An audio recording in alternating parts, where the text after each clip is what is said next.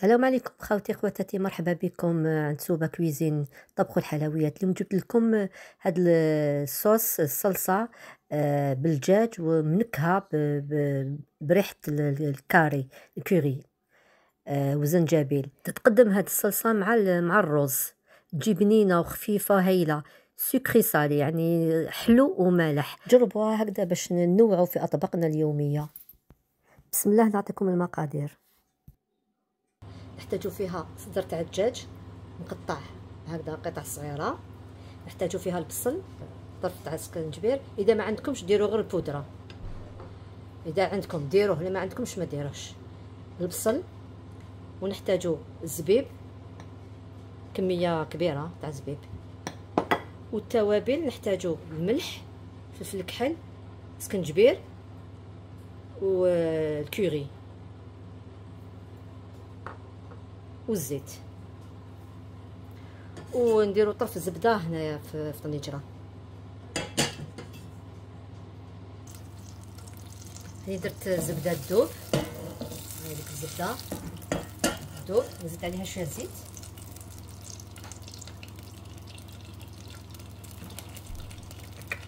نسيت اللي ما قلتلكمش لا كريم فريش، نسحقوا لا كريم فريش مع الاخر. الكريمه الطازجه. اول حاجه نخلي البصل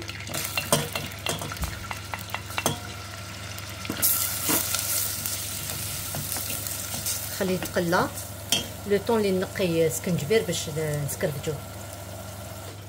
نزيد الدجاج،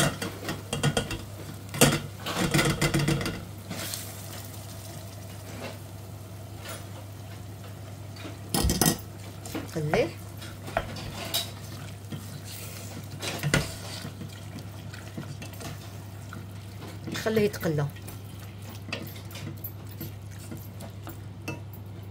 نجيب سكنجبير سكرفجو،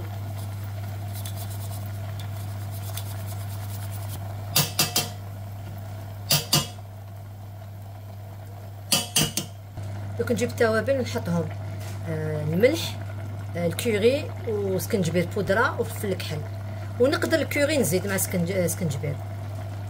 دوك كي نكون نطيب نشم الريحه اسكو باينه ولا ماشي باينه، اذا ماشي باينه نزيدو، باسكو لازم يجي فيه الريحه تاع الكوري ومع السكنجبير.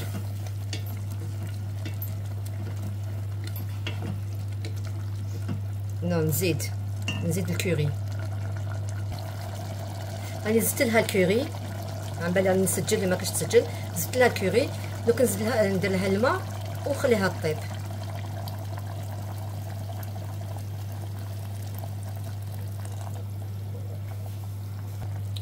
وهذا الزبيب دوك نحطو فيه كسرونه، نغسلو ونديرو يغلي، نحط له الماء ونخليه يغلي. راني غسلته، حطيت له الماء سخون، دوك نخليه يغلي. كي يغلي ويكون الدجاج تاعنا قريب يطيب، نخلطهم مع بعض. راني غليت لهنا الزبيب، دوك نخلطو مع الدجاج يكمل يطيبوا مع بعض، نخلطهم مع بعض باش يطيبوا.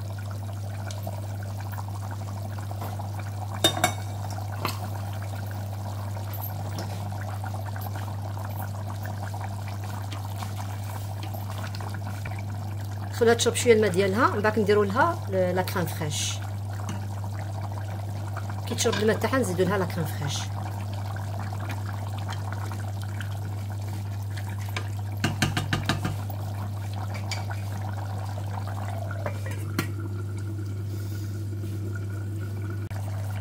نجيب لا كريم فريش وندير لها هذه راهي نص، نزيد لها وحده.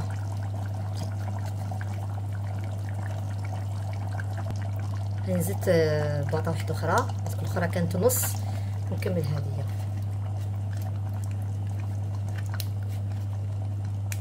وزدت درت لها باطه ثالثه، يعني المجموع درت 2 بايط ونص تاع لا كريم فريش، حبيت باش تكون عندي صلصه بزياده. نخلطهم،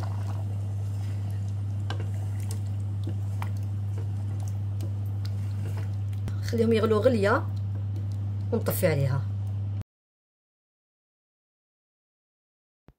خلاص راهي طابت لاصوص ديالنا، دوك نغلي الرز باش نقدمو معاها. هاي لك النتيجة مع الآخر. أنا حطيت الرز في صحن تقديم ومعاه لاصوص. جات بنينة بنينة بنينة، سكري صالي، يعني حلو مالح، عطالها ذوق هايل، مع البنة تاع الكاري، وبنة السكنجبير. جربوها ما تندموش عليها. زيادة في أطباقنا. إذا عجبتكم الوصفة بارطاجيوها، أبونيو، حطوا لي جيم. يعطيكم الصحة وشكرا على المشاهدة.